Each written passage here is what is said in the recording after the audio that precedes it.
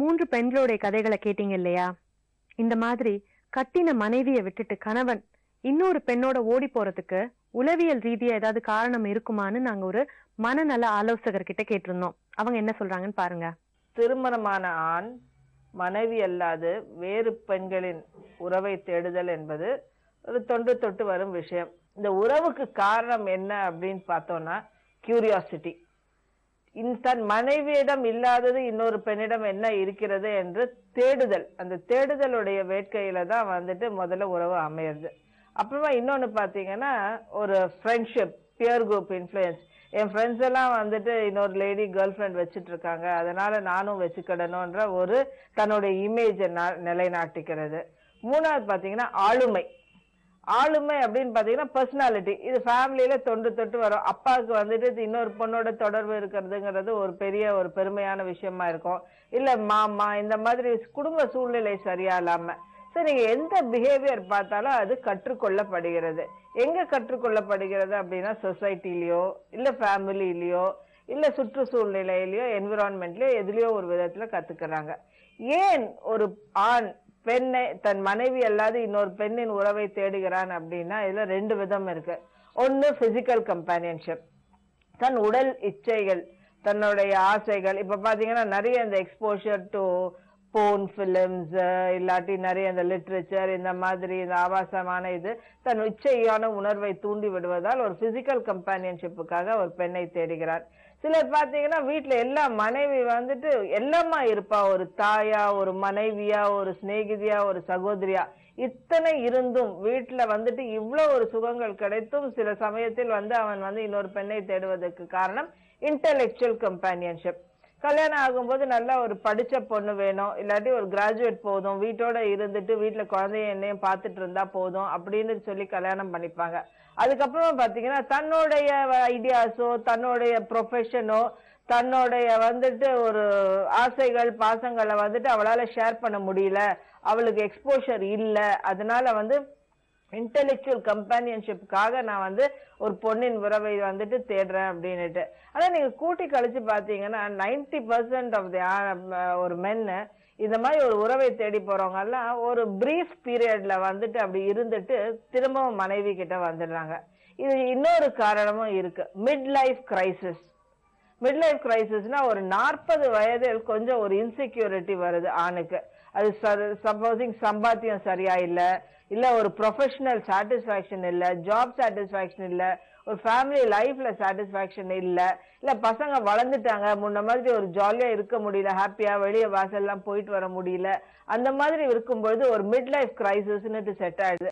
இந்த mid life crisis யூஸ்வலா 40 to 50 years இது பண்றாங்க. இந்த mid life crisis 70% of men தாண்டி வந்துடுறாங்க. ஏன்னா அதுக்கு காரணம் கமிட்மெண்ட், ரெஸ்பான்சிபிலிட்டி, வீட்டுல இருக்க சூழ்நிலை, குழந்தைகளை ஆளாக்கணும், குழந்தைங்களை படிக்க வைக்கணும்ட்டு இந்த மாதிரி ஒரு விஷயங்களை வலியுறுத்துறதுக்கு முக்கியமான காரணமா இருக்காரு மனைவி. கூட்டு குடும்பங்கள்ல இந்த உணர்வு இந்த கமிட்மெண்ட் நிறைய இருக்கும். பட் இப்ப பாத்தீங்கன்னா எல்லாமே நியூக்ளியர் ஃபேமிலி, வேலை கிடைச்சு வெளியே போயிடுறாங்க. ஒண்ணு நேஷனலா இருக்கிறாங்க இல்ல இன்டர்நேஷனலா இருக்காங்க. இந்த இன்டர்நேஷனலாவோ நேஷனலா போகும்போது அந்த தனிமையோ இல்லாட்டி அந்த இண்டிவிஜுவாலிட்டி, அந்த இண்டிபெண்டன்ஸ் இந்த உறவுகளை தேட வைக்கிறது. தேடுதல் தான் முக்கியமான காரணம். ஆண் மனைவி அல்லாது இன்னொரு உறவை தேடுவது. தான் தவறு செய்யணும்ன்ற ஒரு குற்ற மனப்பான்மை அந்த ஆண்குள்ள கண்டிப்பா வரும். ஓரளவுக்கு அவன் அராஜகமானவனா இருந்தாலும் சரி, நல்ல குடும்பத்து மனிதனாக இருந்தாலும் சரி, யாரா இருந்தாலும் மனைவி அல்லது இன்னொரு பெண்ணை தேடி போகும்போது ஒரு குற்ற உணர்வு கண்டிப்பாக வரும். தப்பு செய்யும் போது நீ தப்பு செஞ்சேன்னு எந்த ஆணை கண்டித்தாலும் அவனால் பொறுத்து கொள்ள முடியாது. சார் அவங்க போக்குல விட்டுதான் கொஞ்சம் கொஞ்சமா நம்ம அவரை தன் பேர்ல ஈடுபடுத்திக்க முடியும் ஒழிய இதை எடுத்தங் கவுத்தங்கிறது நிச்சயமா பண்ண முடியாது. முக்கியமா கணவரின் மனசுக்கு ஏற்ப நடந்து கொள்ளுங்கள். கணவருக்கு ஒரு 40 வயசுக்கு மேல தேவை எமோஷனல் சப்போர்ட். அந்த எமோஷனல் சப்போர்ட்டை நீங்க கொடுத்தீங்கனாலே யாரும் தன்னுடைய குடும்பத்தை விட்டு நிச்சயமாக பிரியணும்னு நினைக்க மாட்டாங்க. இந்த மூன்று பெண்களுமே தங்களுடைய குழந்தைங்களோட கைவிடப்பட்டிருக்காங்க. அவங்களுடைய அன்றாட செலவுகள், படிப்பு செலவு, அதுக்கப்புறமா கல்யாண செலவு, இது எல்லாத்துக்குமே அவங்களுக்கு பணம் தேவைப்படுது. அது அவங்க கணவர்கிட்ட இருந்து எப்படி பெறலாம், சட்ட ரீதியா அவங்க எப்படி அணுகணும்ன்றத பத்தி நாங்க ஒரு சட்ட ஆலோசகர் கிட்ட கேட்டிருந்தோம். அவங்களுடைய அறிவுரை என்னன்னு கேளுங்க. பொதுவாகவே இந்த ஜீவனாம்சம் போன்ற வழக்குகள் விஷயத்துல பாக்குறச்ச கணவன் மனைவி விவாகரத்து சமயத்துல கணவனானவன் இந்த மனைவிக்கு குழந்தைகளுக்கும் இந்த அளவுக்கு ஜீவனாம்சம் கொடுக்க வேண்டும் என்று கோர்ட்டு போடுகின்ற உத்தரவை அவர்களுக்கு எவ்வளவு குறிப்பிட்ட தொகை கோர்ட்டு போடுவார்கள், இதை மாதம் மாதம் மனைவியினுடைய வங்கி கணக்குகளில் செலுத்த வேண்டும் என்றோ அல்லது வேற எந்த முறையிலேயாவது கொடுக்கிறேன் என்ற உத்தரவாதம் இரண்டு தரப்பு வக்கீல்களும் சேர்ந்து ஒத்துக்கொண்ட விஷயத்திற்கு நாளாக நாளாக கொடுத்து கொண்டு வருகின்ற சில சமயத்தில், பொதுவாக சில விஷயங்களில் பார்க்கின்ற சமயத்தில் அந்த கணவனால் சில சமயம் கொடுக்க முடியாத பட்சத்திலும் சிலர் வேண்டுமென்றே இனிமேல் எதற்கு இவர்களுக்கு கொடுக்க வேண்டும் என்ற எண்ணத்திற்கும் வருவது உண்டு. இது போன்ற விஷயங்கள் வருகின்ற சமயத்தில் சிறிது இந்த மனைவி அமைப்பில் இருப்பவர்களுக்கு சிறு குறைபாடோடு இது பெரும் மன வருத்தமான ஒரு விஷயம்தான். ஏனென்றால் வாழ்ந்து இவருக்காக வாழ்க்கையும் கொடுத்து குழந்தைகளும் பெற்றுவிட்டு கொடுக்கின்ற துட்டு இது பணத்தை கூட கொடுக்காமல் ஏமாற்றுவதற்கு எத்தனை வாட்டி சண்டை, இது மாதிரி எத்தனை வழக்குகள், எத்தனை விஷயம் திருப்பி கோர்ட்டு படியேறணுமோ என்ற எண்ணமெல்லாம் ஏற்பட்டாலும், அதாவது ஒரு ஊர்களில் நடக்கின்ற மேஜிஸ்ட்ரேட் கோர்ட்டிலும் அதே சமயம் டிஸ்ட்ரிக்ட் கோர்ட் இருந்தால் அந்த டிஸ்ட்ரிக்ட் கோர்ட்டுகளிலும் போடுகின்றது. மேஜிஸ்ட்ரேட் கோர்ட்டுகள் எல்லாம் செக்ஷன் 175 மெயின்டெனபிலிட்டி போட்டு தான் அந்த ஜீவனாம்ச தொகையை நாம் பெறுவோம். அதே போல் செக்ஷன் கோர்ட்டில் செக்ஷன் 24 தான் நாம் அந்த ஜீவனாம்சத்தை பெறுவோம். இதே போல் அவர்கள் கொடுக்க தவறினார்கள் என்றால் எந்த கோர்ட்டில் உங்களுக்கு தீர்ப்பு கொடுத்தார்களோ, எந்த கோர்ட்டில் இது மாதிரி உங்களுக்கு மாதம் மாதம் இவ்வளவு தொகை கட்ட சொன்னார்களோ அதே கோர்ட்டை அணுகி உங்கள் வழக்கறிஞர்கள் மூலமாக கலெக்ஷன் பெட்டிஷன் என்று ஒன்று உண்டு. அதாவது இவ்வளவு நாள் இத்தனை வருஷங்கள் எனக்கு கொடுக்கவில்லை, 1 வருடமோ 2 வருடமோ 5 வருடங்கள் கூட சில இடத்தில் உண்டு, சில வருடத்தில் இன்னும் கூட ஆகும். இத்தனை வருடமாக இவர் எனக்கு கோர்ட்டு சொன்ன உத்தரவு மதிக்காமல் பணத்தை கொடுக்காமல் என்னை ஏமாற்றி விட்டார், அதை தயவுசெய்து எனக்கு அந்த பணத்தை பெற்று தாருங்கள் என்று ஒரு கலெக்ஷன் பெட்டிஷன் நீங்கள் கூறினீர்கள் என்றால் உங்களை சார்ந்த உங்களுக்கு வழக்கறிஞர்கள் யார் இருக்கிறார்கள் அவர்களை அந்த பெட்டிஷன் ஃபைல் செய்து அந்த பணத்தை அவர்களிடத்திலிருந்து ரெக்கவர் செய்து உங்களுக்கு கொடுப்பதற்கு இந்த சட்டத்தில் இடம் உண்டு. அதை நிறைய பேர் உடனடியாக எப்பொழுதும் நாள் கடத்தாமல் உடனடியாக செய்து கொள்வது உங்களுக்கு ஒரு தீர்வை தரும்.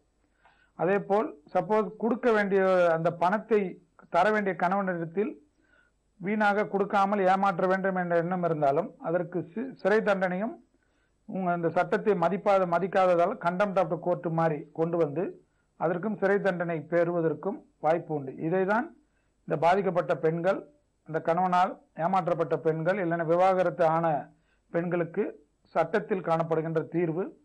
இந்த முறையை முதலில் பயன்படுத்திக் கொள்வதுதான் உங்களுக்கு ஏற்பட்ட இந்த பிரச்சனைகளுக்கெல்லாம் தீர்வு ஏற்படும். மேலும் சிலருக்கு எப்பொழுதும் இந்த மாதிரி ஒரு வழக்கு விவாகரத்து போன்ற விஷயங்களில் ஏற்படுகின்ற சமயத்தில் கூடிய மட்டும் ஆரம்பத்திலே ஒட்டுமொத்த தொகையோ ஒட்டுமொத்த உங்களுக்கு இந்த அமைப்பு எனக்கு இந்த நஷ்டங்கள் இந்த அமைப்பு என்று அவரிடத்தில் இருக்கின்ற பட்சத்தில் பெற்றுக்கொள்வதுதான் நன்மை. அதை விட்டு மாதம் மாதம் அவரிடத்திலிருந்து தருவார் என்ற நம்பிக்கையின் அடிப்படையில் தான், அதுவும் கோர்ட் என்பது ஒரு உத்தரவு போட முடியும். ஏனென்றால் அவர் உங்களை கல்யாணம் செய்து அம்மி மிதித்து அருந்ததி பார்த்து அத்தனை பெரியோர்கள் முன்னாடி கல்யாணம் செய்து கைவிட்டு செல்பவர்கள், சட்டத்தை மதிப்பதற்கு மனசாட்சி இருப்பவர்கள் கோர்ட்டுக்கே வரமாட்டார்கள் என்பது திருமண விஷயத்தில், விவாகரத்து விஷயத்தில், குடும்ப விஷயத்தில் ஏற்படக்கூடிய விஷயம். ஆனால் இப்பொழுதெல்லாம் வேறு மாதிரி ஆகி கொண்டு வருவதனால் நீங்கள் முன்னெச்சரிக்கையாக இருப்பதும் உங்களுடைய வக்கீல்களிடத்தில், வழக்கறிஞர்களிடத்திலும், குடும்பத்தாரிடம் முதலிலே கலந்து ஆலோசித்து முதலிலே முழுவதுமாக வெளிவருவதுதான் சிறந்த ஒரு அமைப்பு. ஏனென்றால் ஒரு வருடமும் இந்த வருடத்தில் இந்த பணம் நமக்கு வருமா வராதா என்ற எண்ணத்தில் இல்லாமல் உடனடியாக ஒரு தீர்வு வந்துவிட்டது, பிரிந்து வாழ வேண்டும் என்ற எண்ணத்துக்கு வந்துவிட்டீர்கள், அதிலிருந்து உடனடியாக நிவர்த்தி பெறுவதுதான் நன்மை. சில சமயத்தில் குழந்தைகளுக்கு 18 வயது ஆன பிறகு நான் தர வேண்டாம், தர முடியாது என்று கூறுபவர்கள் உண்டு. ஏனென்றால் மேஜரான குழந்தைகளுக்கு நான் கொடுக்க முடியாது என்றும், அதே போல் வேண்டுமென்று உங்களை பழி வாங்க வேண்டும் என்பது இந்த பணத்தினால் தானே உனக்கு இவ்வளவு ஆட்டம் என்று பணத்தை கொடுப்பதற்கு கூட சிலதற்கு மனம் வராமல் நிறைய வழக்குகளில் இது போன்ற பிரச்சனைகள் உண்டு. எனவே எல்லாத்திற்கும் தீர்வு ஏற்படும். ஆனால் அந்த தீர்வை நீங்கள் காலம் தளர்த்தாமல் கலெக்ஷனுக்காக உடனடியாக எந்த கோர்ட்டில் நீங்கள் இந்த பிரச்சனைக்கு தீர்வு கண்டீர்களோ அதே கோர்ட்டின் மூலமாக கண்டிப்பாக அணுகினால் உங்களுக்கு நிச்சயமாக பணமும் கிடைக்கும், அதற்குண்டான தண்டனை அவருக்கு நிச்சயமாக கிடைக்கும். இன்னைக்கு நிகழ்ச்சி மூலமா ஒரு விஷயம் ரொம்ப தெளிவா புரியுதுங்க. வாழ்க்கையில பிரச்சனைன்னு வரும்போது அதை சமாளிக்கிறதுக்கு பொருளாதார பலம் தேவைப்படுது. அந்த பலத்தை பெறறதுக்கு கல்வி அறிவு ரொம்பவே முக்கியம். இதை ஒவ்வொரு பெற்றோரும் புரிஞ்சுக்கிட்டு அவங்களுடைய குழந்தைங்களுக்கு, குறிப்பா பெண்களுக்கு அந்த கல்வி அறிவை வழங்கணும். இன்னைக்கு பேசின 3 பெண்களுமே அவங்களுடைய பசங்களை படிக்க வச்சிட்டு இருக்காங்க. அதுதான் ஆறுதல் தரக்கூடிய விஷயமா தெரியுது.